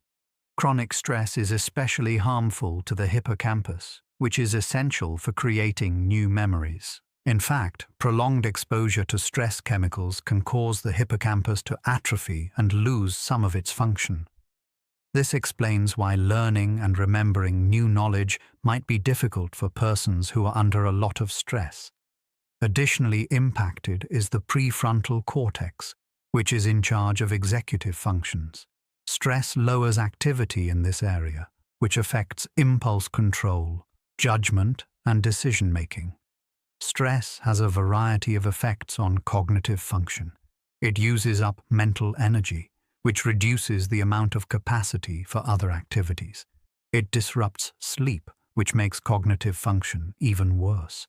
It can result in despair and anxiety, both of which have an impact on thinking. The cumulative impact may be significant. While basic capacity is unaffected, long-term stress significantly lowers functional intelligence. Therefore, stress management is essential for cognitive health. Effective time management, social support, mindfulness exercises, exercise, and enough sleep all contribute to stress reduction and cognitive function preservation. Stress reduction strategies can enhance academic achievement and cognitive development in kids raised in high-stress situations. Intelligence can thrive when the brain is shielded from ongoing stress. Meditation and mindfulness have an impact on cognition. The structure and function of the brain are influenced by contemplative practices. Studies on mindfulness and meditation have shown quantifiable changes in the brain. The brain areas linked to self-awareness, emotion control, and attention exhibit structural variations in regular meditators. These alterations imply that, similar to how physical training reshapes the body, mental training via meditation can reshape the brain. The practice of mindfulness meditation entails focusing on the experience of the present moment with acceptance and without passing judgment. This technique seems to improve focus and lessen daydreaming. Research indicates that even a short mindfulness training session can enhance performance on attentional activities and lessen the propensity for thoughts to wander. Students who practice mindfulness report higher academic achievement, most likely as a result of increased focus and less stress. By lowering automatic thought processes and raising awareness, meditation may improve cognitive flexibility and creativity. Meditation makes room for fresh perspectives. According to some studies, those who practice mindfulness are more adept at divergent thinking and coming up with original solutions. They might be more receptive to fresh viewpoints and less prone to become mired in routine cognitive patterns. With continued practice, meditation's cognitive advantages grow. While consistent practice over months or years seems to result in more significant changes, brief practice offers only moderate advantages. Considering what we know about neuroplasticity, this makes logical sense. Like all training, regular mental training changes the systems being taught.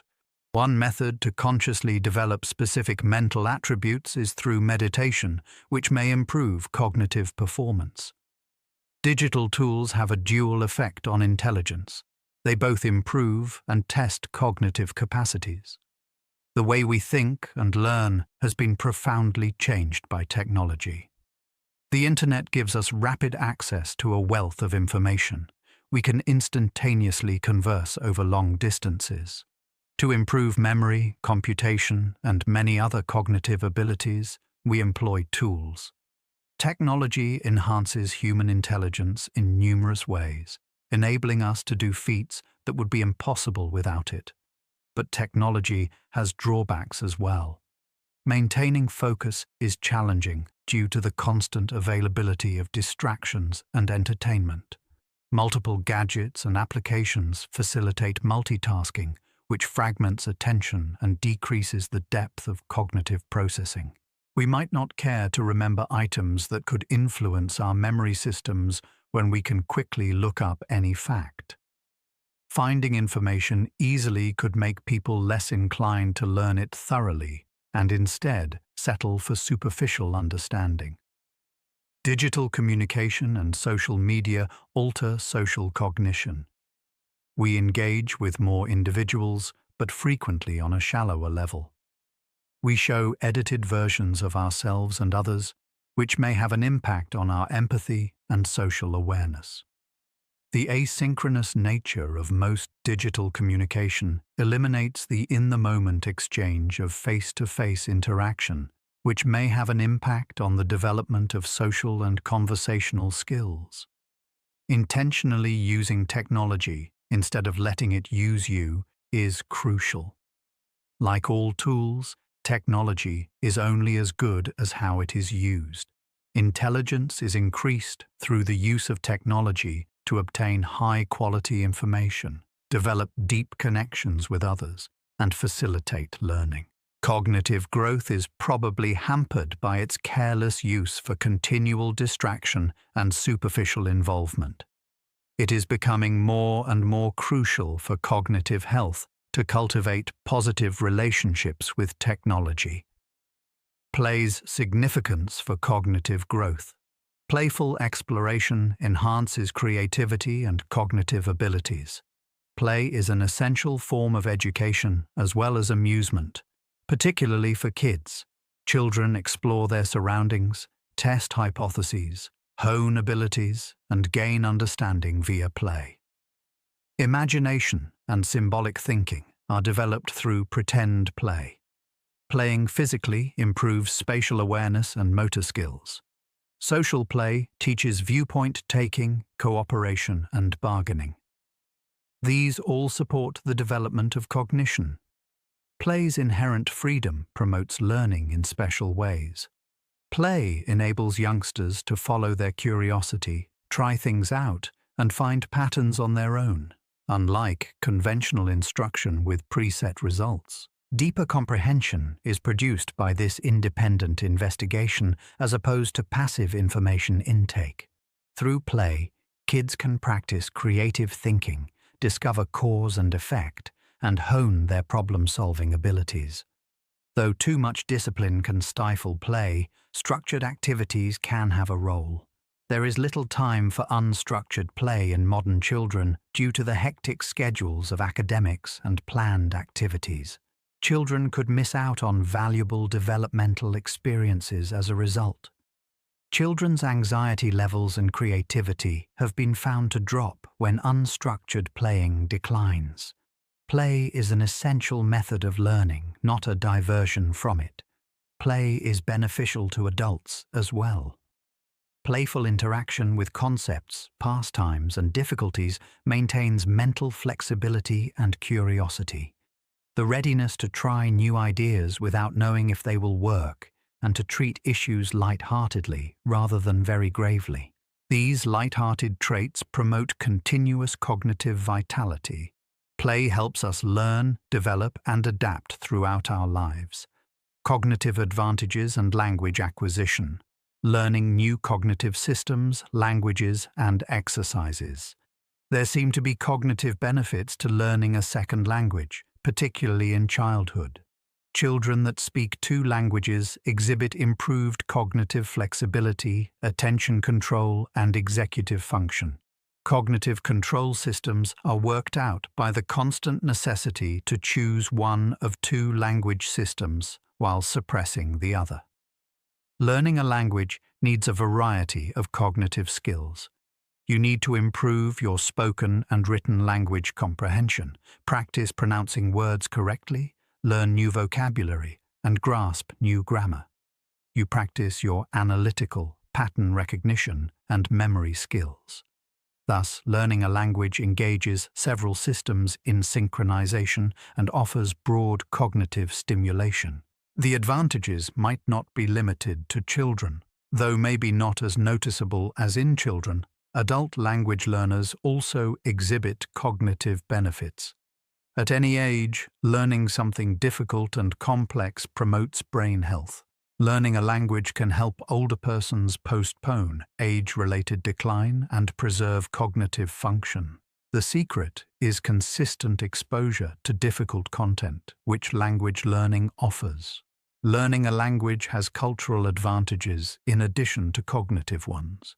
Different ways of structuring experience and comprehending the world are embodied by each language. Gaining knowledge of a second language allows one to understand various viewpoints and thought processes. Beyond any quantifiable IQ gains, language study is valuable due to this cultural and cognitive enrichment. It broadens both your mental and physical horizons. The connection between longevity and intelligence. Lifespan and health are predicted by cognitive capacity. There are weak but steady correlations between longevity and IQ levels, according to research. On average, people with higher IQs live longer. Even after adjusting for education, socioeconomic level, and other variables, this association remains. This pattern may be explained by a number of mechanisms, but none of them is entirely responsible. Perhaps health literacy is a factor. Cognitive aptitude helps with understanding health information, heeding medical advice, and identifying symptoms early. Higher IQ individuals might make healthier choices, adopt healthier habits, and use the healthcare system more skillfully. Over the course of a lifetime, these benefits add up to significant health improvements. There may be a correlation between cognitive ability and health protective characteristics. Higher socioeconomic status, which gives access to better healthcare, safer surroundings, and reduced stress, is linked to intelligence. Better total biological function, including healthier bodies and minds, may be reflected in higher IQ. Early childhood circumstances that foster cognitive growth, such as a healthy diet and minimal stress, may also enhance physical health. There is no determinism in the relationship. Many people with moderate IQs live long lives, while many people with high IQs pass away at a young age. Intelligence is not the only factor that affects health. Luck, social support, healthcare availability, lifestyle, and genetics all play a part. Although intelligence is only one small part of a complex jigsaw, it may marginally increase the likelihood of longevity. Machine intelligence and artificial intelligence are radically different from human cognition and being. The topic of whether machines can be intelligent is becoming increasingly important as artificial intelligence systems become more potent. What is the difference between human and artificial intelligence? These inquiries highlight the extent of our incomplete knowledge regarding intelligence. Our AI systems nowadays are quite good at certain things. They are superhuman at chess and other games, generate text, translate languages, and accurately identify images. However, their intelligence is restricted to particular activities and contexts. They don't have human-level general intelligence, cross-domain learning, flexible knowledge application, or the capacity to navigate the open-ended complexity of the actual world. Additionally, AI systems are devoid of awareness, comprehension, and true creativity. It is possible for a language model to produce grammatically correct prose without comprehending meaning. Without using their eyes, an image recognition system can spot patterns. AI that plays chess doesn't understand anything about the game other than movements and positions. Although these systems comprehend information, they lack experience, comprehension, and true thought. They are essentially different from humans in terms of intelligence, if we can call it that. It's possible that artificial and human intellect complement each other. AI is very good at swiftly digesting large amounts of data and identifying patterns in it. Humans are excellent at applying values and objectives, comprehending context, and making decisions based on insufficient information. Artificial and human intelligence may complement one another and make up for each other's shortcomings. Human intelligence may not be replaced by AI in the future. Rather, humans and AI systems may work well together. Other species' intelligence. Numerous animals exhibit remarkable cognitive capacities. Humans are not the only ones with intelligence. Other species exhibit highly developed cognitive capacities according to their requirements and surroundings. Dolphins hunt together and use sophisticated communication. Elephants have exceptional social intelligence and memory. Crows and ravens tackle multi-step issues and use tools. Octopuses move through mazes and handle objects with interest and seeming purpose. Because cognitive capacities are influenced by various ecological niches and evolutionary constraints, it is difficult to compare intelligence across species. Depending on what an organism needs to thrive and procreate, different things are considered intelligent. Bees use the sun to travel and dance to communicate. Birds that migrate travel thousands of miles.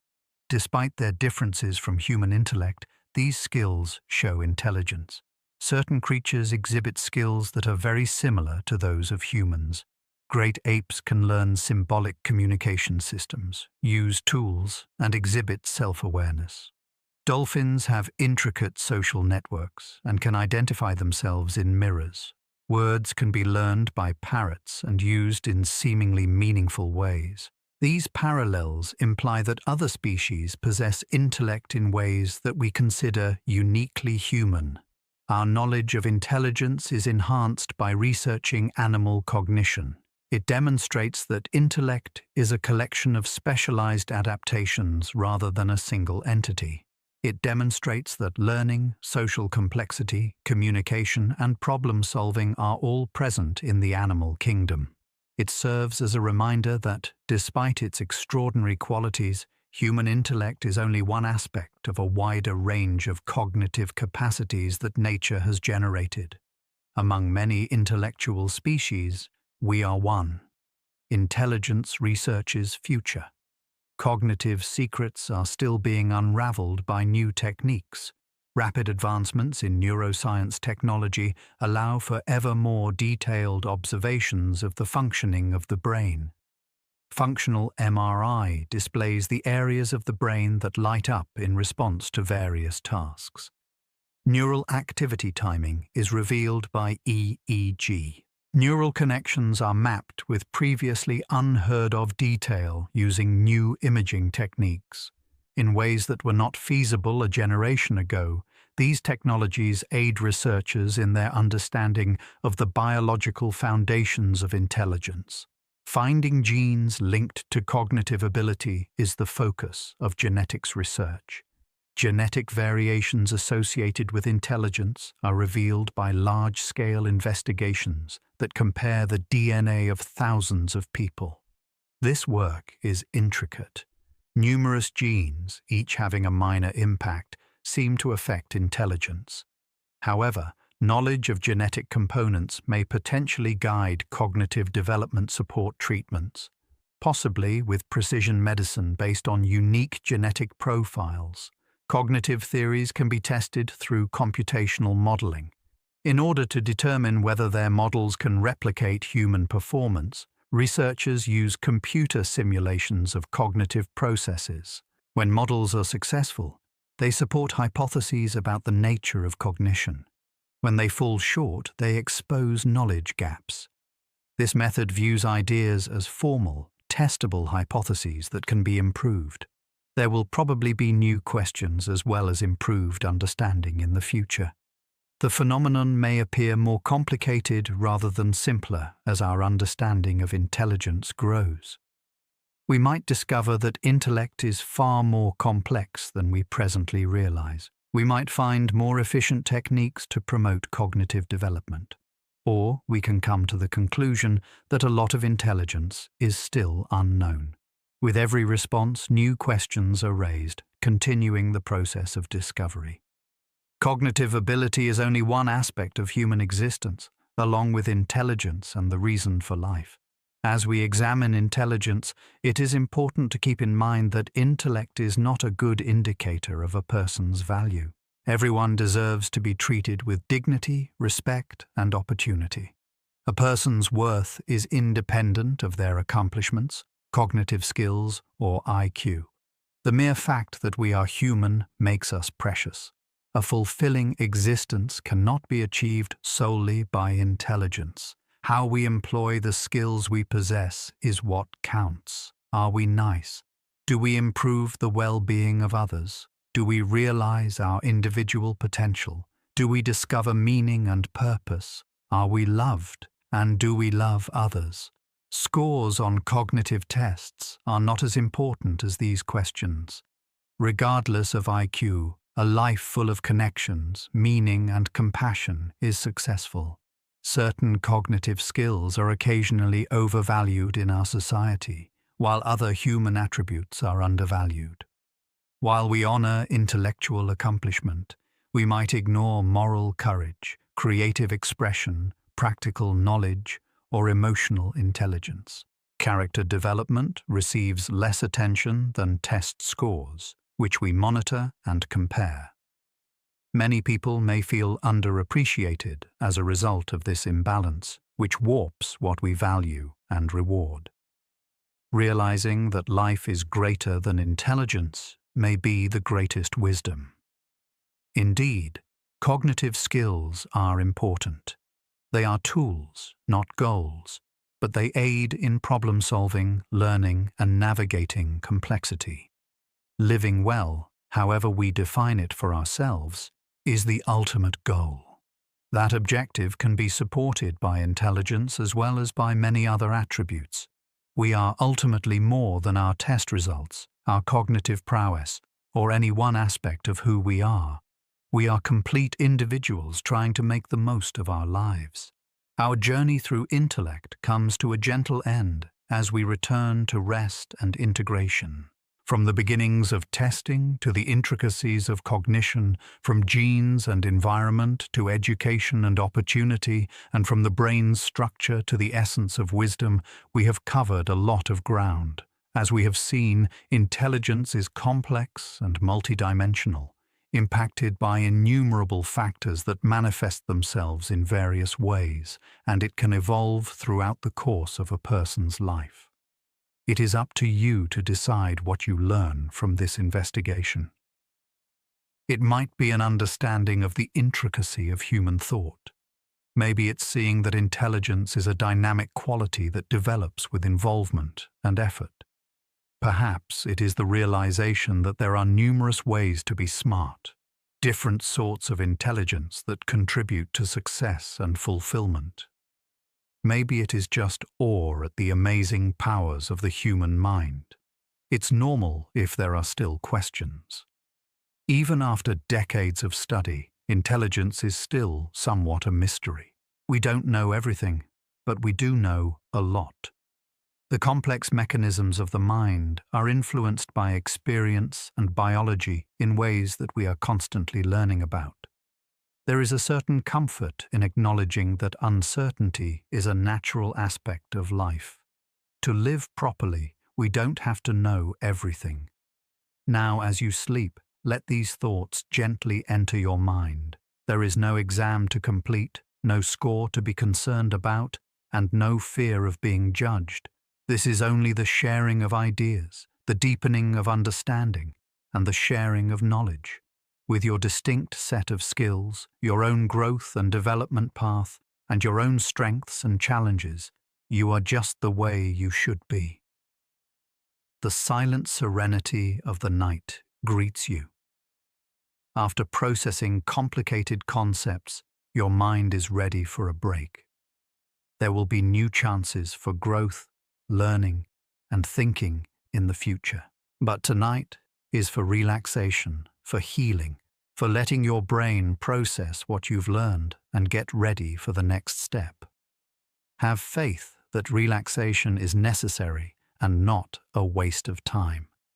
When the mind is at its most productive, close your eyes, take a deep breath, and let yourself go to sleep, into silence, into the vast and soft darkness, where the mind heals itself and gets ready for the lessons of the next day. Good night.